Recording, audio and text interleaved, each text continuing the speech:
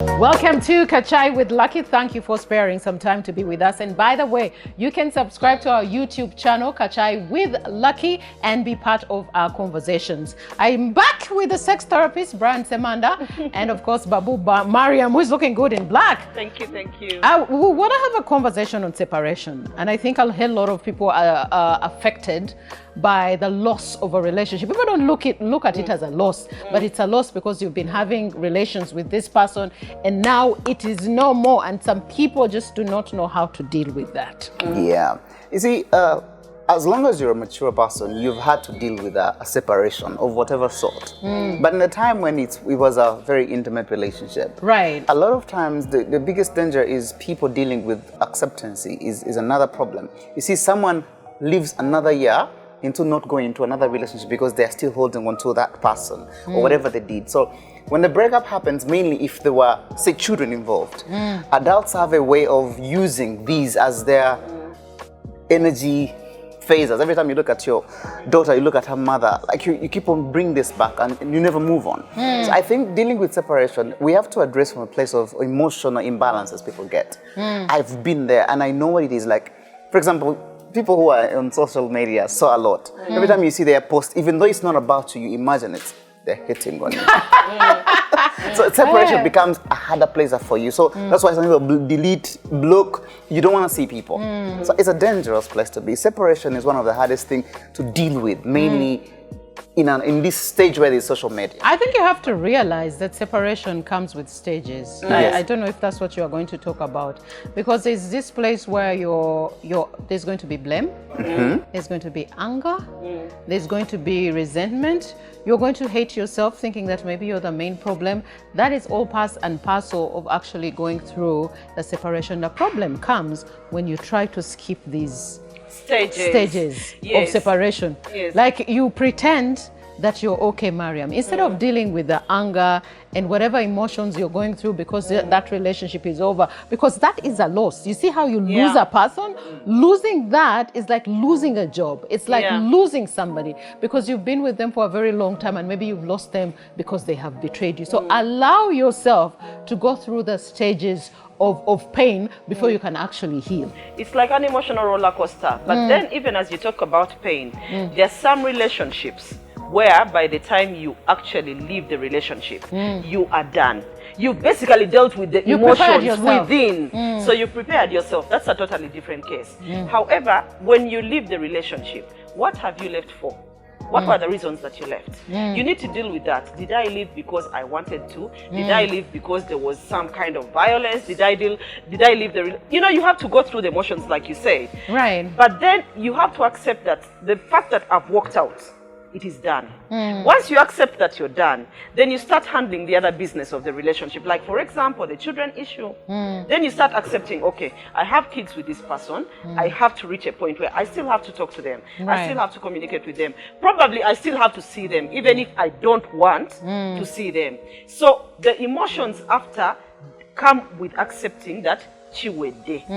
I've left this.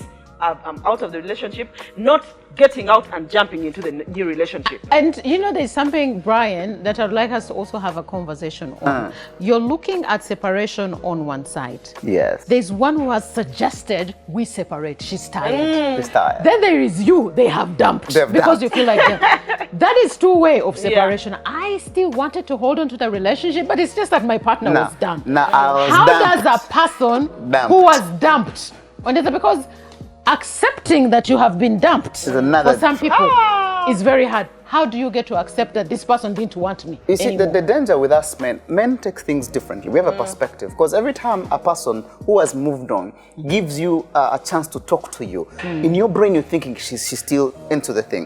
But women are cordial people that I'll be done with you and I call you with a smile. I'll be done with you and I find you, hello, and I'm done. But men are not like that. So I've been dumped before, and there's this place, most of the times you are dumped as a man. The first thing you think about is, what wasn't I doing? Wasn't I enough? You start looking at a place of emotional bittering, like I am not enough. Was it the money? Like you start relating all those stories. Was it the money? Did I have enough money? Was it the sex? Was it the sex that was bad? So when you are question dumped, you yourself. question everything about you, and that's why most men go into a zone of closure. Like I'm done with women. But the danger is, when you are in that section, most men go into a rant, waiting for a day where they are accepted a bit for a sex revenge. You see, most men are funny. When I'm done with you, I want just one day of sex with you. We don't really hate. We are always looking for one day for you to accept. But then it's just that if you're looking for a one day to accept, aren't you really holding on to something that is already lost? Because men take long to let go. You know that? Men cannot deal with the fact that, she's gone, there's another man who's going to take her. For them, as soon as the relationship is done, immediately they start thinking of who is going to take her on, or how is he going to be? Is he going to be to look like me? They start beating diagrams. Again, I'm using direct diagram. So men, you'll find that as much as you say it's a two-way, men take long to accept that the relationship is over. Do you know why? Okay, sorry, go ahead. Some even become stalkers. Exactly. They want to know what you're doing, what you're going through, where you are. And you know now with social media, they'll even create pseudo accounts. Men are really weird, by the way. Let them not convince you. But you know why men are weird? I think it's because, again, I'll go back to the stages. Men, you like to skip stages. Yeah, we do that a lot. Stages of anger, of accepting that this woman has actually left me, maybe because I'm not good enough. And believing that they're the one supposed to dump us. And also believing that you're the one who's supposed to dump. Because you have skipped these parts, he will now try to go and find other women to cover up the void that you're feeling for losing this relationship. So by the time he remembers to go through the stages of separation, Mariam has moved on. For him, he's busy messing up. And it's a year gone, and now he has to look back and now start getting over Mariam. And start going through the emotions. You're wasting a hell lot of time. Yeah. So I think men need to accept. You see, there's this one series of breakup I had, and it so happened that people knew we were really getting married already, and like we never talked about it anywhere.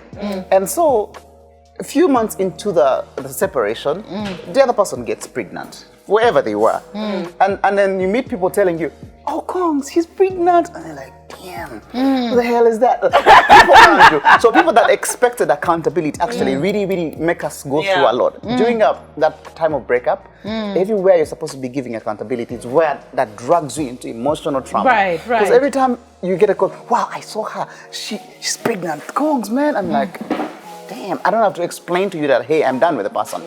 There's this lady who came to me one time and said, you know what, Brian, I've been with this guy for 4 years. And then we separated, I thought he was done. A year later, the guy comes back, he wants sex. I'm like, bro, my sister, he doesn't want you. All he wants is sex. Because for us men, we don't attach sex to how we feel. We attach sex to a need. If I'm done with you, unless you did something very bad, I would not want to sleep with you again. So the danger is, as we are dealing with this breakup, let's look at a place where we have people to account to. The people around us. The surrounding. Like, you know, Mariam, if I'm going through and I call Mariam, Mariam knows her, Brian separated. Every time she finds it, are you okay? How is she? And that alone drags us a lot more down. So during the stages you're telling us, we need to also know how to deal with the people who are into the relationship. Family as well. Who are family and people around us. Yeah, because family also will want to be so much into it. Like, why did you do it? Maybe you can give it another try. People And usually don't imposing on understand. Yeah, imposing. I think as the person who is sitting back and watching your family member or friend go through separation, you have first of all to sit back and listen. Yeah. Don't ask questions, don't judge, don't tell them go back, because you don't know really their true story. What she needs from you is to listen. Is support. So support can come in forms of you listen. Don't ask her, where is the man? How are you feeling? You tell her, Mariam, let's go for coffee. You know, just find ways of distracting her. Let's go for coffee. Oh, by the way, there's this thing. Your conversation should not always be about Mariam's separation, but about other things that are going on. Because she's also trying to deal with it. She can't be dealing with you and how you're talking about it all the time. Because you know why? Some of us are affected by our friends' separations.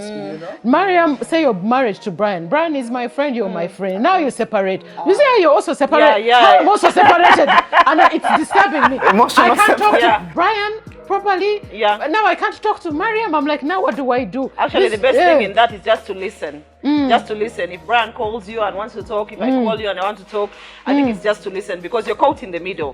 You don't want to take sides as well, because again, you don't know the detail of the breakup. And these people who actually ask all the time, why? But why? You were a good couple. You don't know how good it was and bad it was. So people need to stop asking so that they let people go through the process of the separation? I think you touched on something very, very important, the aspect of social media. I mean, we post our men. I think pretty much everyone knows who my man is. If you don't know, then you don't follow me, which is probably a good thing. Yeah. So you put your man there. Yeah. So you separate now. People are not seeing. Tell you what the Naka post. How do you then manage that? Because that also affects you. People are asking, what are you, why aren't you posting? This is why I tell people, post once in a while, so that they know sometimes you're not always going to post. But if it comes to a place where you've been posting and now he's no more, get off social media for a second. Yeah, I think give yourself do you time. delete the past posts or something? Oh hell yeah, a lot of people do that. Because some people don't delete, don't. and then these funny saddies start commenting on them after years of I know, I've seen those ones coming back. But what I do is I'm not dealing with that. I am deleting, I am blocking. You see, one person asked me one time, but you don't post your wife, you don't even put her on your status. I'm like, I post my wife on Facebook once a year, and that's her birthday. That's when I post her. So if anybody doesn't see that within, it's okay, it's normal for me. And that's my way. Reason being is I have been a victim of social media bullying and all that. So I learned a hard lesson. Everything about my love life, sometimes it's like a private matter to me. But the thing is, we have a lot of times, people say, we are out for chai. You're in the bathroom with the towels, taking a shower with baby. So after the breakup, every time you look at all these series of stuff, you have a lot to delete. I think I can relate with him. I've also been bullied in such a similar situation. So for me, I think that even with the separation, if I have a separation, I think that the parties that need to know need to know. Will know. Those who don't need to know don't need to know. So you can ask me and still talk to yourself. I will not answer you. I don't owe you an answer if you don't need one. You get what I'm saying? So we also need to know, who are you answerable to, like you say? Who are the responsible parties around you that need to know? And if they need to know, do they need to know everything? Or they just need to know that, you know what, it's done, period. And you who are separated, I think it's very important to realize when you need help. Exactly. Because I hear a lot of people don't know how to deal with it. So that's why you'll see people go into drugs, go take a lot of alcohol, maybe have a lot of women, end up with a lot of STDs. It's because they just don't know how to deal. So when you need the help and you need somebody to talk to, you need to acknowledge that it's not a sign of weakness. You're going through something that everybody, regardless of how good, I mean, you've seen the richest men in the world going through divorce, and it's affecting them. So you're not the first person, it's not the end of the world. Accept that you need help and go seek that help. Whether you're going to talk to your mother, whether you're going to talk to a parent, whether you're going to seek actual, because for some people they become really depressed and now you need to see a professional to help you. Otherwise, transforming from having a relationship to now not having this person in your life can be very hard and can lead to so many issues. There's also something that we need to advise people. When you go through a separation, make sure that you don't paint the other person black. Right. Let us try to avoid that. Even if the person was really black, how it ended and stuff, it's not worth it. Some things are not worth it because you don't know about tomorrow. So the more you paint the other one black, how does it make you look? Actually, it makes you look black as well. Because you are the same. So, because you are one and the same. One theory I've noticed that is common mostly with women is you see, making decisions at a quicker level will help you much on what's next. I've seen a lot of women come to me and say, I've been with this man for 4 years, but there's no intimacy. It doesn't touch me, but I am planning my move yet. But every time I go home, I'm drained a lot. I mean, 4 years of same house with somebody you don't even touch. Actually sleep with my kids and stuff like that. And I'm like, why are you still there? It was like, you know, we separated for real, But for the sake of community, people need to see us together for the kids to grow. I have this issue, why women stay in bad relationships because of just children. For the second, because you know it's how society is built. Sometimes you have to be very, very, very understanding when it comes to these women.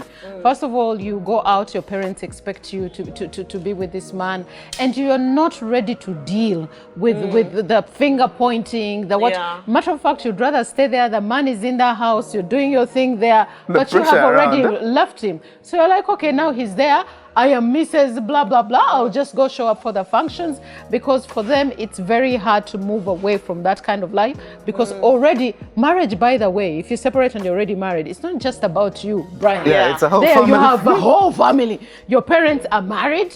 They are friends with the in-laws. When you separate, it's going to affect a lot of people. So what do? You say, you know what? At the moment, let me just chill, take care of the kids. The man is there, no touching me. But then you shouldn't prolong it like you said, I mean 4 years. I'm telling you. No, if you prolong it, you're actually hurting yourself. I've had people who have separated for 4 years, and this one thing happens. Because these things are for God. Yeah. This one thing happens, and it pulls them together.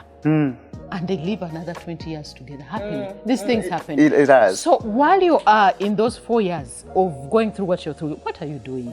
If you're a prayerful person, I am a believer in prayer. Pray about it. God will bring something. There are certain things that will pull couples together. Some of the things that happen in your life are happening because God is trying to find a solution for you. You're looking at them as challenge. He will make your child sick. I know. To get you together.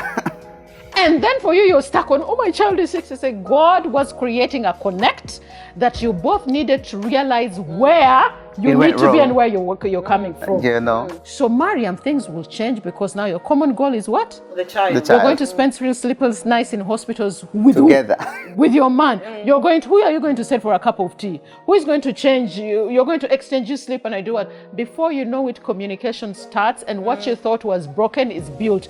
That is the power of God. So it's not to timing. It shouldn't be an issue. You've spent 5 years, it depends. It varies from one couple to another. If there's one tiny little bit thing left that you can hold on to, hold on to it. I tell many people that no woman wants to have a broken marriage. And nobody, because women love a way of looking at men because they go around, they're busy sleeping around, they think they don't care about this woman at home. I have noted that as long as we're trying to help people in this, for us, we make marriages, we make happiness. If you are not happy in a place, seek out the reasons why.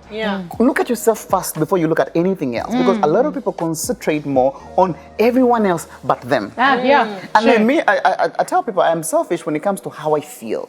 I wouldn't care telling, like, I don't like what you're doing to me if it's not really serving me. But the danger is people who are in relationships, instead of doing your responsibility as a woman, to say, my responsibility is to find the safety of my children. Guess what, men? Instead of a man knowing my responsibility as a father is to make sure they are provided for. If I have a fight with Mariam, I don't have to let my children suffer because of a fight with their mother. I have seen men who drop their total responsibility because they wanted the woman. This woman told me, this guy told me the only way I can sleep in his house that he built is when if I'm going to accept sexual rights. Wow. Like he built a house for the kids and he said, you know what? The only way you can sleep in that house, or else let the kids come alone. If you're coming along, I must be in that house. Let me tell you something. You can only fix something or someone who wants to be fixed. If somebody is also fighting for your marriage with you, give them a benefit of doubt even if they've wronged you.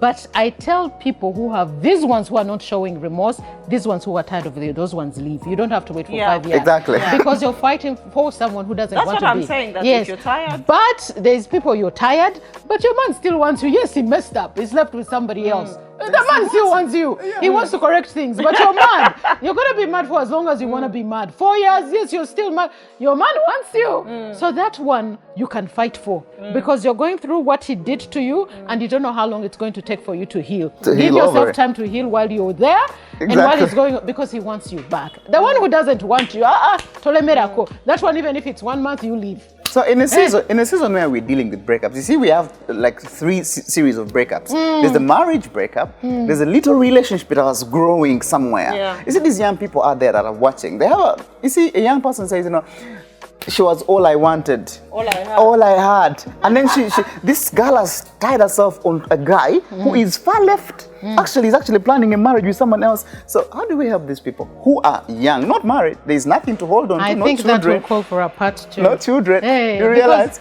I realize that will call for a part 2 because it's a broader conversation. Very, very good. And we are pressed for time. The producer is almost, kicking us out of the studios. So, Brian, please do remember next time we shall be looking at young couples who are going through separation and how they can exactly deal with it. Exactly. Thank you so much for being on Kachai with Lucky. Subscribe to our YouTube channel, Kachai with Lucky, and be part of the family. God bless you. Be kind to one another.